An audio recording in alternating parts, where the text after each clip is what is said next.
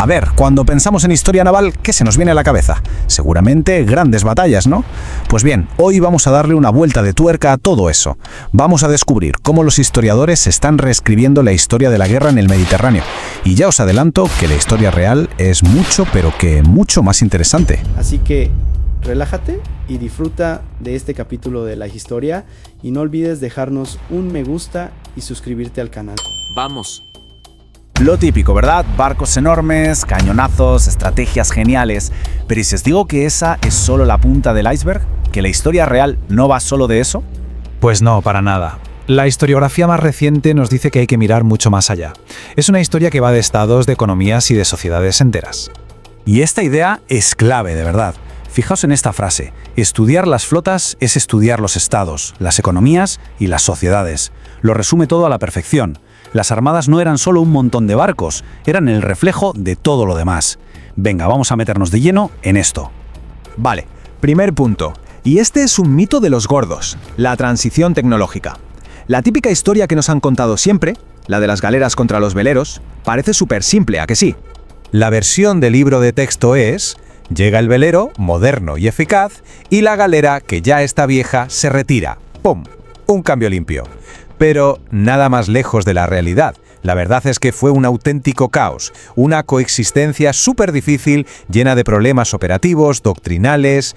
Vamos, que no fue un relevo, fue un matrimonio muy mal avenido que duró décadas. Un ejemplo perfecto es la Marina de Venecia. Intentaron hacer que galeras y veleros trabajaran juntos, pero es que era imposible, como mezclar agua y aceite de verdad. Eran dos flotas, dos almas en una, cada una con sus tácticas, sus velocidades, su autonomía. El resultado, la mayoría de las veces, las campañas mixtas eran un desastre. Y aquí está la clave de todo esto. La innovación de verdad no era tanto el barco en sí, no era algo mecánico, era cultural. Había que cambiar el chip por completo, había que repensar cómo se luchaba, cómo se entrenaba la gente, había que cambiar toda la doctrina naval de arriba a abajo.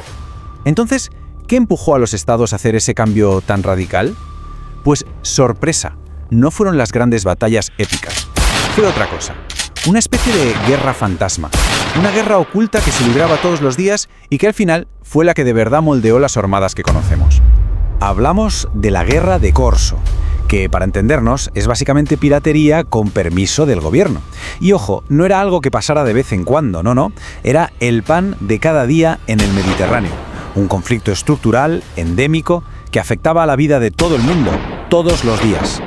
Imaginemos la situación. Empieza un conflicto local, por ejemplo, la rebelión en Córcega en el siglo XVIII. De repente, esto se convierte en una amenaza directa para el comercio. Los corsarios empiezan a atacar a los barcos mercantes genoveses. Y claro, el Estado genovés se da cuenta de que su prioridad número uno ya no es prepararse para una gran batalla naval, sino proteger sus rutas comerciales. Y para eso, necesitas una armada profesional y permanente. Y esta es otra de esas ideas que lo cambian todo. Muchas veces las armadas no nacieron para luchar en batallas legendarias, sino para hacer de policía. Sí, de policía marítima. Su trabajo diario, su razón de ser, era proteger el comercio. Así de simple y así de importante. Claro que una flota no era solo un arma o un cuerpo de policía, era algo más, era un símbolo de poder y uno muy potente. Tener una armada era como poner las cartas sobre la mesa a nivel internacional. Era una herramienta de prestigio, un escaparate para la ambición de las dinastías. Era la manifestación física, material, de las aspiraciones de un Estado.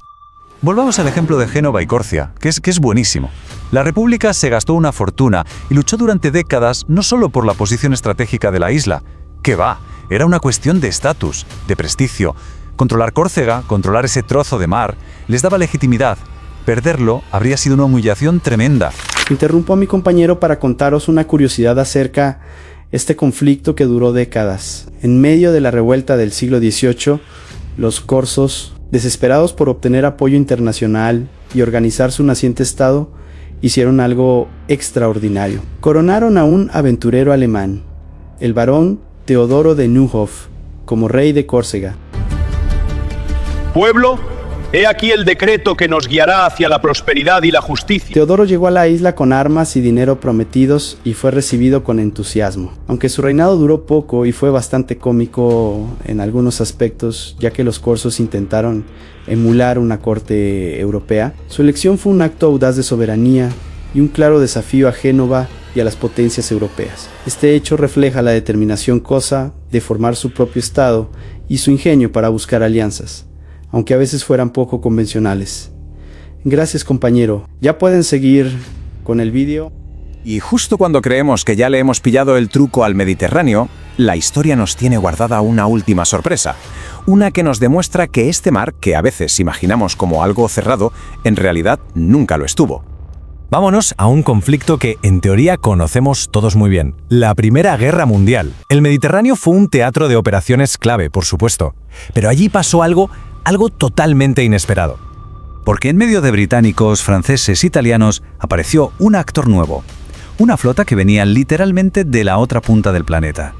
La Armada Japonesa, como lo oyen, el segundo escuadrón especial japonés con su base de operaciones en Malta, nada menos, en 1917.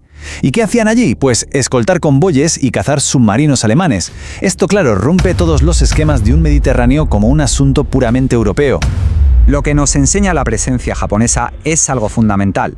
Para principios del siglo XX, la estrategia naval ya era un juego global. El Mediterráneo no era una piscina aislada, era una pieza clave, un nodo en una red estratégica que se extendía por todo el globo. Bueno, y si juntamos todas estas piezas del puzzle, la tecnología, la economía, la política, la geografía, lo que nos queda es una imagen completamente nueva, una nueva forma de entender la historia naval. En resumen, hemos pasado de una visión antigua, centrada solo en batallas y tecnología, a una visión nueva, mucho más integrada, donde la política y la economía son las protagonistas. Hemos dejado atrás la idea de una historia solo europea para entender que siempre hubo conexiones globales. Y, quizá lo más importante, hemos pasado de ver las armadas como simples herramientas militares a comprender que fueron herramientas clave para construir los estados. Al final, todo este cambio de enfoque nos obliga a ver el mar con otros ojos. Nos da una comprensión mucho más completa y profunda de cómo se ha ido formando el mundo en el que vivimos. Y para terminar, lanzo una pregunta al aire. De todas estas ideas que hemos visto, ¿cuál diríais que es la más revolucionaria? La que más nos hace pensar. ¿Será quizá la realidad caótica del cambio tecnológico que nos enseña que nada es tan fácil como parece? O a lo mejor es esa guerra oculta del corso que nos revela que las armadas se crearon para proteger la economía, no solo para las grandes batallas. ¿O qué me decís de descubrir la naturaleza global de un mar que creíamos que era solo nuestro, puramente europeo? La verdad es que al final da igual cuál elijamos. Lo importante es la pregunta, porque nos hace darnos cuenta de que la historia del mar, en el fondo, es nuestra propia historia. Gracias a mi compañero, espero que te haya gustado el vídeo y esta diferente perspectiva del mar Mediterráneo. Y no olvides dejarnos un me gusta y suscribirte al canal.